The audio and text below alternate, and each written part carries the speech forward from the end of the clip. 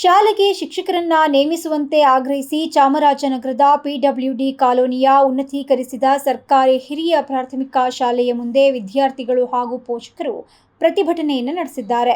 ಶಾಲೆಯಲ್ಲಿ ಕಾಯಂ ಶಿಕ್ಷಕರು ಇಲ್ಲದೆ ವಿದ್ಯಾರ್ಥಿಗಳು ಪರದಾಟವನ್ನು ನಡೆಸುವಂತಾಗಿದ್ದು, ಈ ಕುರಿತು ಹಲವು ಬಾರಿ ಶಿಕ್ಷಣ ಇಲಾಖೆಗೆ ಮನವಿಯನ್ನು ಸಲ್ಲಿಸಿದ್ರೂ ಕೂಡ ಯಾವುದೇ ಪ್ರಯೋಜನವಾಗಿಲ್ಲ ಅಂತ ಹೇಳಿ ಆಕ್ರೋಶವನ್ನು ವ್ಯಕ್ತಪಡಿಸಿದ್ದಾರೆ.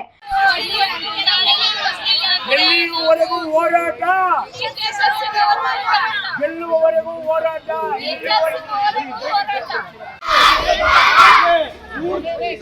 ಇವ್ರಿಗೆ ಎಷ್ಟೇ ದಿಕ್ಕರ ಕೂದು ವೇಸ್ಟು, ನಮ್ಮ ಕೇಳೋಣ.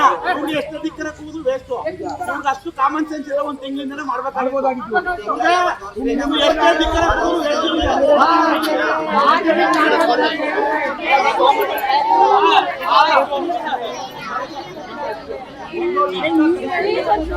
ಇನ್ನು ಇದೇ ವೇಳೆ ಸ್ಥಳಕ್ಕಾಗಮಿಸಿದಂಥ ಡಿಡಿಪಿಐ ಕಚೇರಿಯ ಶಿಕ್ಷಣಾಧಿಕಾರಿ ಮಲ್ಲಿಕಾರ್ಜುನ್ ಕೂಡಲೇ 2 ಶಿಕ್ಷಕರನ್ನ ನೇಮಕವನ್ನ ಮಾಡಲಾಗುವುದು, ಡಿಡಿಪಿಐ ಅವರೊಂದಿಗೆ ಚರ್ಚಿಸಿ ಶಿಕ್ಷಕರ ಕೊರತೆಯನ್ನು ಸರಿಪಡಿಸೋದಕ್ಕೆ ಕ್ರಮವನ್ನು ಕೈಗೊಳ್ಳುವುದಾಗಿ ಭರವಸೆಯನ್ನು ನೀಡಿದ್ದಾರೆ.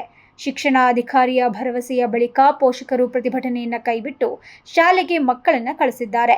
ಈ ಪ್ರತಿಭಟನೆಯಲ್ಲಿ ಪೋಷಕರಾದಂಥ ಪ್ರವೀಣ್, ಮನು, ತ್ಯಾಗರಾಜ್, ಖಲೀಂಹುಲ್ಲಾ, ಮಹೇಶ್, ಮಾದೇಶ್, ಜ್ಯೋತಿ ಹಾಗೂ ಮಕ್ಕಳು ಸೇರಿದಂತೆ ಎಸ್ಟಿಎಂಸಿ ಸದಸ್ಯರು ಕೂಡ ಭಾಗವಹಿಸಿದ್ರು.